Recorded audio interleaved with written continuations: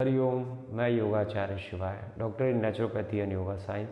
अगर आप किसी समस्या से जूझ रहे हैं या आपकी शारीरिक कोई समस्या है तो सबसे पहले आप उसके बारे में चिंतन करना चाहिए। फिर आपको ध्यान की विधि पे आना चाहिए।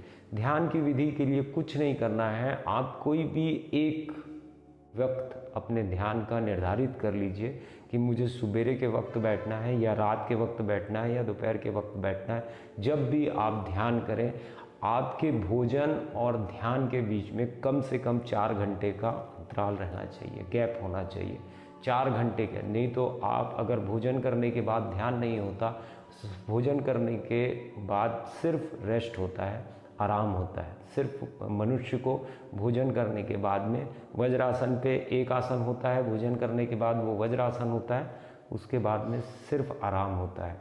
तो अगर आप किसी समस्या से आपको अगर शारीरिक कोई समस्या है तो पहले योग अभ्यास अपनी दिनचर्या में ऐड करके और अपनी पहली समस्याओं के ऊपर काम करिए। उसके बाद में फिर ध्यान की बारी आती है तो ध्यान का एक समय कोई भी निर्धारित करके रखें। अगर आप सुबेरे 4 बजे का वक्त अगर निर्धारित करते हैं तो उस समय आदमी अपनी सारी चीज़ों से थोड़ा सा ऊपर उठा रहता है। मतलब जैसे रात के वो सोता है तो सुबेरे उसके जो विचारों को पनपने के लिए थोड़ा सा टाइम मिलता है। अगर वो जब तक आपके विचार फिर से उनको अगर जब तक ऊर्जा नहीं मिली है, जब तक अगर आप ध्यान कर लेते हैं तो आप अपने विचारों के ऊपर में धीरे धीरे विजय हासिल करने लग जाते हैं।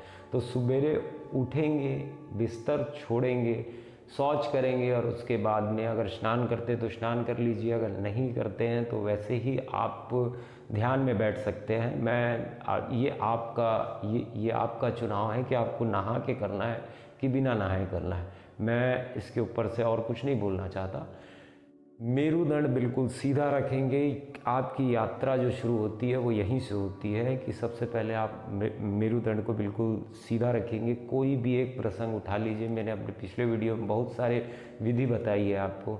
सिर्फ अंदर पे या तो मंगल की कामना पे ध्यान कर ले, या 7 ओम के ऊपर ध्यान कर लें, या तीन जो चक्र बताए, 3 जो विधि बताई है मैंने, या तो आप लीन हो जाएं। इसमें सबसे अच्छा जो एक आम मनुष्य के लिए होता है वो ये चीज़ होती है कि अगर वो किसी एक चीज़ का, अपने इष्ट का कोई अगर आधार बना के चलता है ध्यान की अवस्था को पाने के लिए या ध्यान करने के लिए, तो उसे बहुत ही ज़्यादा सहायता मिलती है। मतलब आप अपने आप को पूरा झोंक दीजिए अपने इष्ट के सामने। जैसे आप बैठे तो सिर्फ आपके आंतरिक रूप में अगर आप मंत्रों का जाप भी कर रहे हैं तो मंत्रों का जाप भी कर सकते हैं, कोई हर्जा नहीं है उसमें। लेकिन आप अपने शरीर की आखिरी कण तक आप उसको महसूस करिए, और उसको महसूस करने का सिर्फ एक ही तरीका है। कभी ये भी होता है एक साधक के साथ में कि वो तो अपना ध्यान लगा रहा है लेकिन उसके विचार एक तरफ चलते रहते हैं। तो आप ये मत सोचिएगा कि मेरा ध्यान नहीं लग रहा है, विचार तो चलेंगे, विचार को चलने देना, विचारों को नहीं छेड़ना।